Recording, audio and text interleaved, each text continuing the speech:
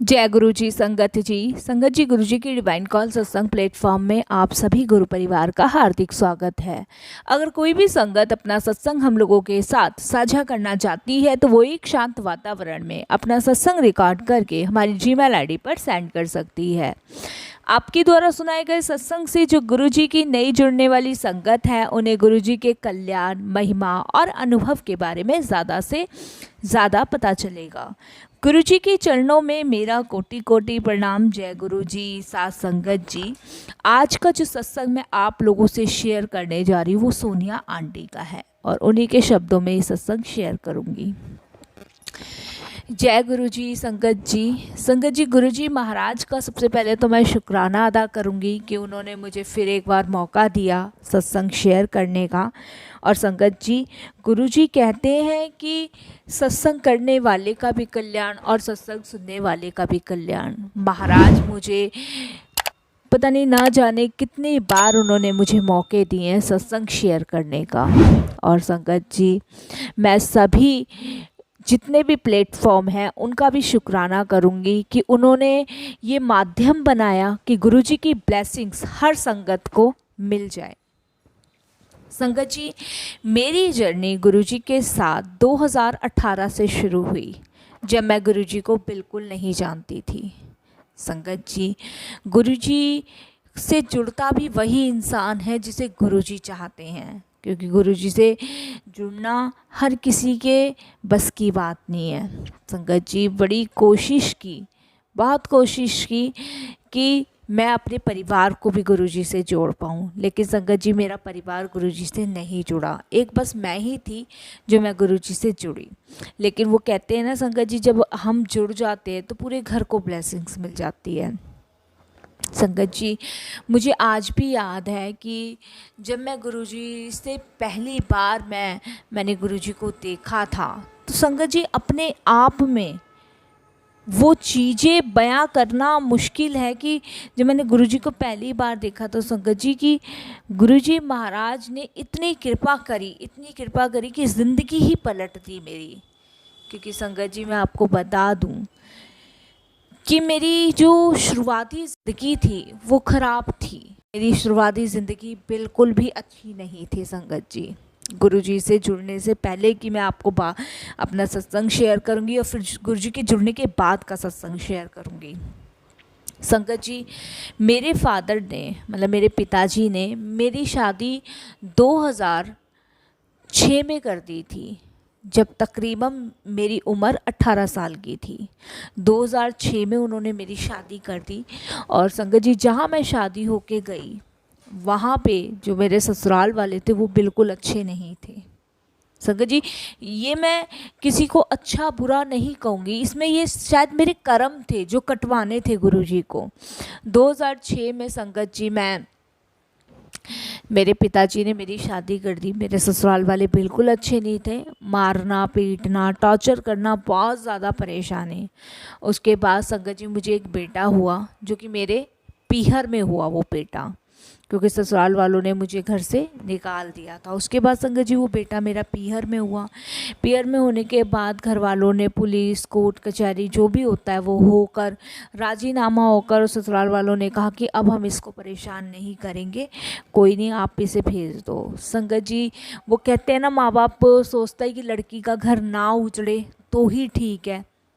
संगत जी, उसके बाद परिवार ने मतलब मेरी फैमिली ने सोचा कि भाई लड़का सुधर गया है और हो सकता भाई एक बच्चा भी हो गया तो हो सकता है इसको ठीक रखें। संगत जी, उसके बाद मेरी फैमिली ने मुझे ससुराल में भेज दिया। संगत जी, भेजने के बाद उन्होंने तो मेरी हालत उससे भी कहीं ज़्यादा बदतर कर दी, कहीं ज़्यादा। मैं आपको बता नहीं सकती, इतनी बदतर कर दी कि मुझे सड़कों पे भीख मांगने के लिए भेज देते थे। और ये बस ये कहना कि अगर बच्चे को पालना है तो काम करना पड़ेगा, क्योंकि वो जिससे मेरी शादी हुई थी संगत जी वो कोई भी काम वगैरह नहीं करता था। बड़ी परेशान थी संगत जी, बड़े दुखों का सामना करना था। फिर संगत जी मैंने अपने घर में भी बताना थोड़ा सा कम कर दिया, क्योंकि मेरे को लगता था कि मम्मी पापा दोनों बहुत परेशान होंगे और बस पापा अपने आप को कोसते थे कि पता नहीं कैसे घर में मैंने अपनी लड़की दे दी।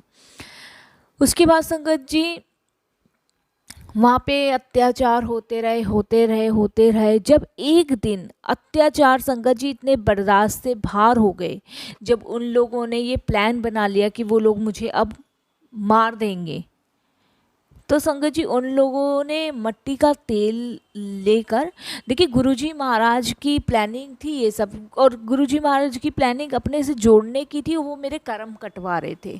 क्योंकि कहते हैं ना, गुरुजी से जन्म जन्मांतरों का रिश्ता है, जन्म जन्मांतरों तक का।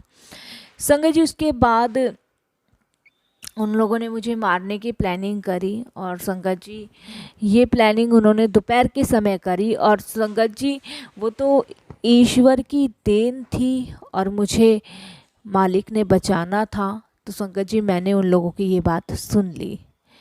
संगत जी अब ये तो आप सभी जानते हो, जब जान है तो जहान है, वरना सब कुछ बेकार है, सब कुछ बेकार है। संगत जी हर इंसान को अपनी ज़िंदगी से प्यार है। तो संगत जी उस समय मुझे भी अपनी ज़िंदगी से, अपने बच्चे से प्यार था। संगत जी उनके घर में जिससे मेरी शादी हुई थी वो था, उसका एक छोटा भाई था और 2 बहनें थी और मम्मी पापा थे। दोपहर को संगत जी उन्होंने ये प्लान बनाया था, भगवान की नज़र सीधी थी और मैंने वो बात सुन ली। संगत जी मैं घबरा गई कि मैं करूं तो करूं क्या, मैं, क्योंकि मुझे बाहर जाने देते नहीं थे, आने देते नहीं थे। तो संगत जी मैं किसको आवाज़ दूं, कैसे बोलूं, फ़ोन मेरे पास उस समय नहीं होता था। ये संगत जी 2006 में मेरी शादी हुई थी, और 2007 के 7 या 8 नहीं 2006 में मेरी शादी हुई थी, और 2008 की बात है, 23 मार्च 2008 को मेरा बेटा हुआ था। उसके बाद की बात है संगत जी। उसके बाद क्या करूं, बस घबराहट बहुत ज़्यादा थी, क्योंकि पता था कि जब कहते हैं ना संगत जी, अनजाने में कोई चीज़ हो जाए तो इतना डर नहीं लगता, लेकिन जब पता चल जाए कि हाँ आपको कोई मारने वाला है, मार रहा है, तो संगत जी शरीर के अंदर से जैसे आत्मा निकल जाती है ना, ऐसे हाल हो जाता है। तो संगत जी बड़ी कोशिश करी मैंने कि मैं करूं तो करूं क्या, पर मुझे उन लोगों ने ना तो बाहर जाने दिया, ना ऊपर जाने दिया। संगत जी उसके बाद दोपहर का टाइम था, अचानक से, देखिए वो कहते हैं ना, मारने वाले से बचाने वाला पैदा होता है। अचानक से उनके ही पड़ोस का एक लड़का आता है। संगत जी उनके ही पड़ोस का एक लड़का आता है, दरवाज़ा बजाता है, और जो मेरी छोटी ननद है वो दरवाज़ा खोलने जाती है। जब दरवाज़ा खोलती है तो वो उससे पूछती है क्या क्या काम है। तो वो कहता है कुछ नहीं, मुझे तो ना तरुण भाई से मिलना है, जो मेरे छोटे देवर का नाम था। कहता मुझे तरुण भाई से मिलना है। अब उस लोगों को वो मना नहीं कर पाया, वो लड़का अंदर आ गया। संगत जी वो अंदर आने के बाद वो ऐसी बातें करने लग गया, बातें करते करते संगत जी वो दरवाज़ा खुला था, वो अंदर बैठ गया, बातें करने लग गया। तो सब उसके साथ बातें करने लगे, क्योंकि सब उसके जाने का इंतज़ार कर रहे थे। संगत जी वो दरवाज़ा खुला रह गया, और संगत जी मैं अपने बेटे को लेके चुपचाप से मेरे पैरों में पजेब थी, पजेब मेरे से उतर नहीं रही थी। संगत जी मैंने कैंची से काटी, कैंची से काटने के बाद और चुपचाप से संगत जी मैं अपने बेटे को लेके बाहर निकल गई। क्योंकि संगत जी उस समय मेरे लिए वो जो उनका पड़ोस का बेटा आया था वो एक ईश्वर से कम नहीं था। मुझे संगत जी अब यकीन होता है कि वो गुरुजी ने भेजा था। संगत जी उसके बाद मैं चुपचाप से बाहर निकल गई। संगत जी मेरी जो ससुराल थी वो भजनपुरा थी, दिल्ली भजनपुरा। और संगत जी मैं 18-19 साल की थी, 18 साल में मेरी शादी हुई थी, तो 19 या 20 साल की मान के चलो। और इतनी मैं कोई ख़ास पढ़ी लिखी भी नहीं थी, मैं आपको बताऊं, और इतना मुझे ज्ञान भी नहीं था कि मेरे को किस रास्ते जाना है, किस रास्ते नहीं जाना है। संगत जी मुझे ये सब कुछ नहीं पता था। संगत जी छोटा सा बेटा लेके और मैं संगत जी निकल गई। निकल के मुझे नहीं पता मेरे को कहाँ जाना था, कहाँ नहीं जाना था। संगत जी जिस गली में मुड़ी उस गली में मुड़ गई, जिस गली में मुड़ी उस गली में मैं मुड़ती मुड़ती चली गई। जाने के बाद संगत जी मैं पूछती पाछती मैन रोड तक आई। जब मैं मैन रोड तक संगत जी आई तो वहाँ एक छोले कुलचे वाले अंकल खड़े थे। तो मैंने उनको कहा कि अंकल मुझे ना दिल्ली वो नांगलोई जाना है, आप मुझे बताओ कि मैं कैसे जा सकती हूँ, मेरे पास कोई पैसे वैसे नहीं है। तो उस छोले कुलचे वाले ने मुझे कहा कि भाई मैं क्या बता सकता हूँ, मैं आपकी कोई मदद नहीं कर सकता, और भैया पैसे नहीं है, बिना पैसों के कैसे चली जाओगे, हम तो यहाँ ठेला लगाते हैं बस। उसने संगत जी ऐसे कह के और मुझे वहाँ से भगा दिया, क्योंकि संगत जी मेरी हालत उस भिखारन की तरह थी। जैसे कि आपने देखा होगा बहुत लोग आते हैं और जब कुछ गंदे वंदे कपड़े, तो आप कुछ जब आपसे मांगते तो आप लोग या कोई भी संगत धुतकार देते, इस तरीके से उसने छोले कुलचे वाले ने मुझे संगत जी धुतकार दिया। धुतकारने के बाद संगत जी मैं उससे थोड़ी सी दूर जाके सड़क पे बैठ गई, क्योंकि मैं करूँ तो करूँ क्या, मुझे फ़ोन नंबर अपने घर का याद नहीं है, मेरे पास फ़ोन नहीं है संगत जी, मेरे पास पैसे भी नहीं हैं, छोटा बच्चा है, और दोपहर का संगत जी 2:30 या 3 बज रहा है, इससे ज़्यादा नहीं बज रहा था। लोग आ रहे जा रहे हैं संगत जी, मैं उसी सड़क के किनारे बैठ गई। सड़क के किनारे बैठने के बाद संगत जी वहाँ पे एक, जहाँ मैं बैठी थी उससे थोड़ी सी आगे की साइड एक गोलगप्पे वाले अंकल लगा रहे थे, गोलगप्पे बेचते थे वो। और अंकल वो संगत जी शाम हो गई, शाम को मैं वहाँ बैठी रही। वो जो छोले कुलचे वाला था वो 6-6:30 बजे अपनी ठेली बंद करके चला गया। गोलगप्पे वाला गोलगप्पे बेच रहा था। संगत जी 8 बज गए। वो गोलगप्पे वाले अंकल एक बुज़ुर्ग थे, वो मुझे देख रहे थे, और उनका बेटा था वो भी मुझे देख रहा था। संगत जी सुबह से हम, दोपहर से हम वहीं बैठे हुए हैं 2:30 बजे के आसपास, 2:30-3 बजे के आसपास, और हमें बज गए संगत जी वहाँ। छोटा बेटा था, कुछ खाने का इंतज़ाम नहीं था, बच्चा रोता था तो दूध पिला देती थी। ऐसे बैठे बैठे संगत जी मुझे काफ़ी टाइम हो गया। तो जो गोलगप्पे वाले अंकल थे उनका बेटा मुझे इशारे से बुलाता है। संगत जी थोड़ा सा डर लगता है, क्योंकि मैं कभी घर से बाहर नहीं निकली, मैं आपको बताऊं, और इतने अत्याचार होने के बाद संगत जी मेरी आत्मा ना झिंझोर गई थी, टूट गई थी, मैं आपको बता नहीं सकती, जैसे कहते ना टूट गई थी, झिंझोर गई थी, कुछ नहीं, मैं आपको बता नहीं सकती कि मतलब अंदर से चीज़ें मर सी गई थी। जीने की इच्छा थी, लेकिन जीऊँ तो जीऊँ कैसे, घर का पता नहीं है, भाई का, पिताजी का नंबर याद नहीं है, पैसे नहीं है, क्या कर सकती थी संगत जी। संगत जी वो लड़का मुझे बुलाता है और मैं डरते डरते उसके पास जाती हूँ। तो वो जो उसके पिताजी होते हैं वो कहते हैं बेटा डरने की बात नहीं है, आप बताओ यहाँ सुबह से कैसे बैठे हो। तो मैंने कहा अंकल मेरे पास पैसे भी नहीं है, और मुझे अपने घर का नंबर भी याद नहीं है, मैं अपने घर जाना चाहती हूँ।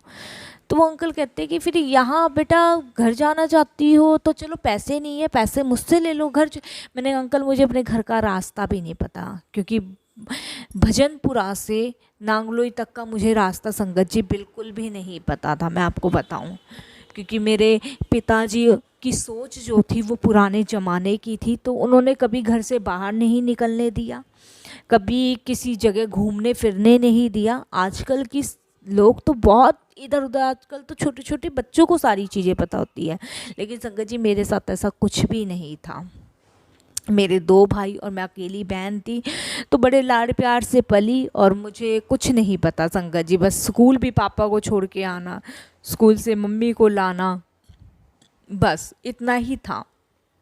और संगत जी मुश्किल से मैंने 8वीं या 9वीं करी थी, इससे ज़्यादा मैंने नहीं करी थी। उसके बाद संगत जी वो अंकल मुझे बोले कि कुछ खा लो बेटा पहले। उन्होंने संगत जी मुझे एक टिक्की बना के दी, वो टिक्की मैंने वहाँ बैठ के खाई, क्योंकि मैं भूखी थी संगत जी, क्योंकि भूख आप समझ सकते हैं, ये मेरे पे सारी चीज़ें बीती, ये संगत जी सारी चीज़ें मुझ पे बीती तो मैं बयां कर पा रही हूँ। मेरी जगह अगर ये किसी और पे बीतती ना तो वो उसी तरीके से बयां करता। तो संगत जी भूख, कहते हैं ना तन पे कपड़ा ना हो लेकिन पेट में भोजन होना ज़रूरी है, तो संगत जी वही हालत मेरी थी कि मेरे पेट में भोजन होना ज़रूरी था। संगत जी मैंने वो टिक्की खाई। अब अंकल को भी समझ नहीं आ रहा था, उनका बेटा था 12-13 साल का, तो वो मुझे कहते हैं अंकल बेटा यहाँ कब तक बैठे रहोगी, अभी तो 8 साढ़े 8 हो गए हैं, ठीक है थोड़ी बहुत देर में हम लोग भी चले जाएंगे, हम भी यहाँ 9 साढ़े 9 तक रहते हैं, उसके बाद हम भी चले जाएंगे। तो बेटा देखो ज़माना बहुत ख़राब है, अब कौन कैसे आएगा कैसे नहीं आएगा क्या पता है। अच्छा संगत जी उसके बाद मेरे को सिर्फ नांगलोई का पता था कि हम नांगलोई रहते हैं, अपने यहाँ की जगह का मुझे पता था। संगत जी अंकल के पास भी फ़ोन नहीं था, बेटे के पास भी फ़ोन नहीं था। अंकल ने अपने बेटे को कहा कि तू दुकान संभाल, और अंकल ने रोड पे गाड़ियों को रोकना शुरू किया। कोई गाड़ी रुके कोई नहीं रुके, कोई चली जाए कोई आ जाए कोई नहीं, कोई रोकता ही नहीं था। अंकल ने बहुत रोका, नहीं रुका। 15 मिनट बाद अंकल ने फिर हाथ दे के एक गाड़ी को रोका। एक गाड़ी को रोकने के बाद उसमें से एक अंकल और एक आंटी निकले, और अंकल आंटी को उन अंकल ने कहा कि बाबूजी ये सुबह से लड़की अपने बच्चे के साथ यहाँ बैठी हुई है, इसको घर का कुछ अता नहीं है पता नहीं है, और ऐसे से ये ससुराल से भाग कर आई है, और ऐसे से इसकी जान लेने की इन लोगों ने कोशिश करी। संगत जी वो भले मानस थे, भगवान की कृपा से बहुत भले मानस थे। उन्होंने मुझे पूछा कि तुम्हारा नाम क्या है। संगत जी मैंने उन्हें अपना नाम बताया, और बच्चा आंटी ने कहा पहले तो तुम बैठो और इस बच्चे को दूध पिलाओ, ये इतना रो रहा है। संगत जी मैंने दूध पिलाया, और आंटी अपनी चुन्नी लेके मेरी ओर की छाँव में खड़ी रही ताकि मैं उसको दूध पिला सकूं। फिर अंकल जी ने मुझसे पूछा कि बेटा कहाँ पे जाना है, क्या है एड्रेस मेरे को। मैंने कहा अंकल एड्रेस तो मैं आपको बता दूंगी, मेरे घर का ये एड्रेस है, और हम लोग नांगलोई में रहते हैं, यहाँ भजनपुरा में मेरी ससुराल है। तो अंकल ने कहा कि ससुराल छोड़ के आए तुम्हें वापस। मैंने कहा नहीं अंकल ऐसे ऐसे बात है, मैंने उनको सारी बात बताई। तो उन्होंने कहा ओ ये तो बहुत डेंजर वाली बात है, इस लड़की के साथ तो कुछ भी कर सकते थे। उन्होंने संगत जी सीधे फ़ोन किया पुलिस में। उन्होंने कहा मैं थाने में फ़ोन करता हूँ। उन्होंने फ़ोन किया 100 नंबर पे। संगत जी 100 नंबर पे फ़ोन किया तो उन्होंने सारी कंडीशन बताई। तो वहाँ पे पुलिस वाले आए, गोलगप्पे वाले अंकल खड़े थे, और फिर तो वहाँ लोगों का जमाड़ा सा लगा पुलिस को देख के। और फिर उसके बाद संगत जी उन्होंने मेरे से सारी चीज़ें पूछी। सारी चीज़ें पूछ के संगत जी उन्होंने अपने फ़ोन से सीधे थाने फ़ोन लगाया। थाने फ़ोन लगाने के बाद संगत जी उन्होंने मेरे से एड्रेस लेके और पुलिस वालों को बताया, और पुलिस मेरे घर पहुंची। संगत जी मेरे घर पुलिस पहुंची, जब तक मेरे ससुराल वालों ने मेरे घर वालों को कुछ भी नहीं बताया था, कुछ भी नहीं बताया।